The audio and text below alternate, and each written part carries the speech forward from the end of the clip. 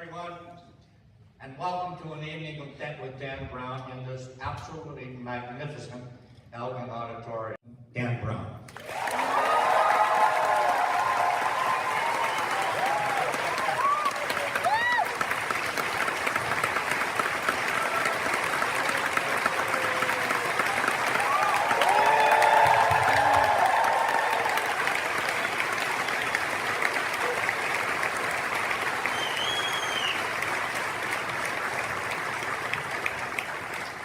Hi, everybody. I can't possibly top that, so I feel like I should maybe go home now.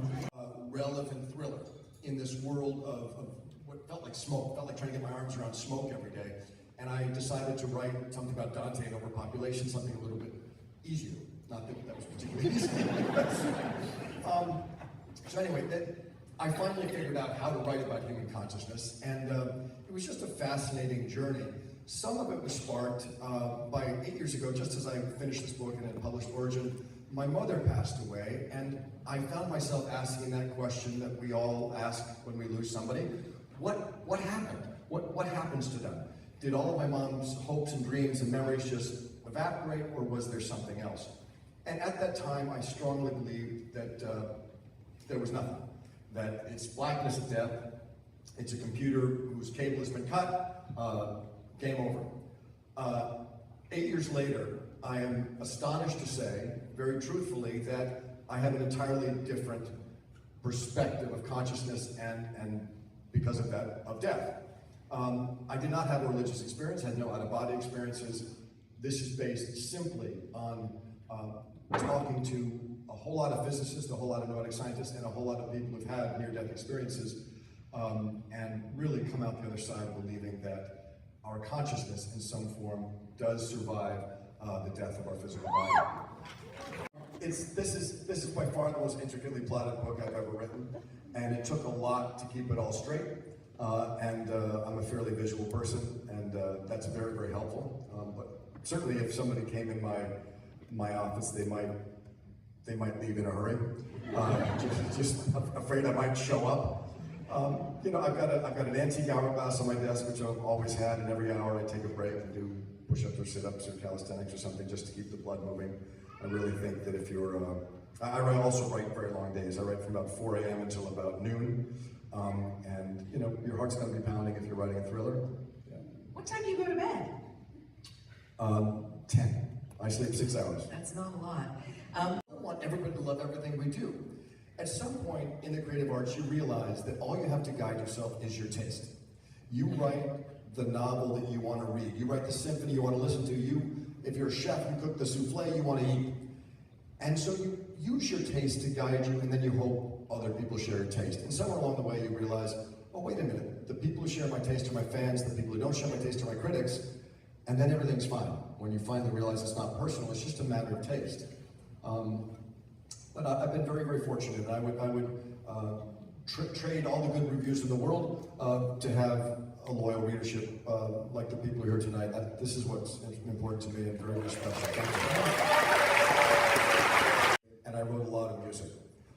It was kind of funny because when I had studied music composition and creative writing all the way through university. When I got out of school, I thought, do I want to write novels or write music? I said, oh, music's going to be so much more interesting. And so, so much more fun. And so I went out to Los Angeles and actually got a record deal as a songwriter and a singer.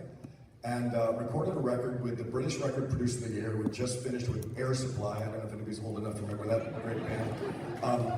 And the record came out and sold 12 copies. 6 of them to my mom, I'm sure. And about that time, I had an idea for a novel. So I wrote Digital Fortress. And the very first editor who read it, a guy named Thomas Dunn at St. Martin's Press, bought it. He paid me $10,000 for this book, which I thought was astonishing that you could write something down and somebody would pay you. And I was so excited. I thought, oh, book publishing is so easy. That book came out and sold 12 copies, 6 of them to my mother. And so, you know, it was kind of, so I had these 3 books, including Angels and Demons and Deception Point, that really did not sell. And I remember when Da Vinci Code hit so big, of course, it's very, very gratifying. and you're very, very excited. You can't believe you have a readership. But what happens when you sit down to write your next novel is, for the first time in your life, you are absolutely self-aware. You look at your first sentence of what became The Lost Symbol and you say, well, millions of people are going to read this. Is that good enough?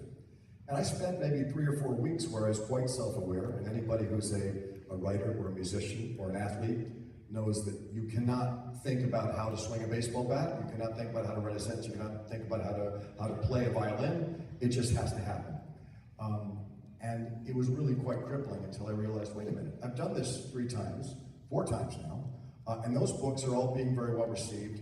I just have to write the book that I want to write. And from that moment on, I've been absolutely fine. It just took me a while to write the book I wanted to read. Hank's a nice guy. He and Ron Howard are just terrific guys. But there was a very serious scene, and if you've seen the movie, you're going to want to go back and watch it, because it's hard for me to see it without bursting into hysterics. We were working really hard on the scene where Silas at Chateau Valette is fighting with Robert Langdon. He throws him up against the bookshelf. We were having trouble getting the line. Finally, it all went perfectly.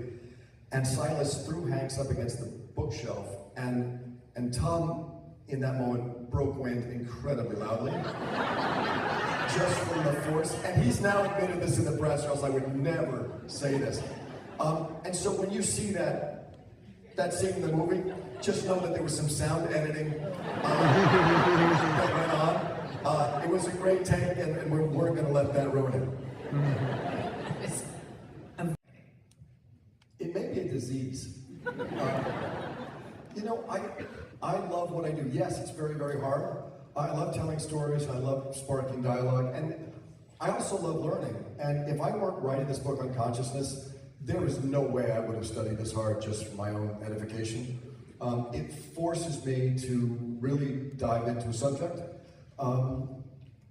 My editor, who's been with me for a long, long time, he makes much more than a cameo in this book. He's a main character. So my editor is Jason Kaufman, and he and I have become best friends through writing all of these books together. And in Da Vinci Code, he showed up as Jonas Falkman, which, for those of you who don't have to be very good at anagrams to figure that one out. And he's Langdon's editor, and Langdon calls him and asks a question. So in each book, he sort of has a cameo.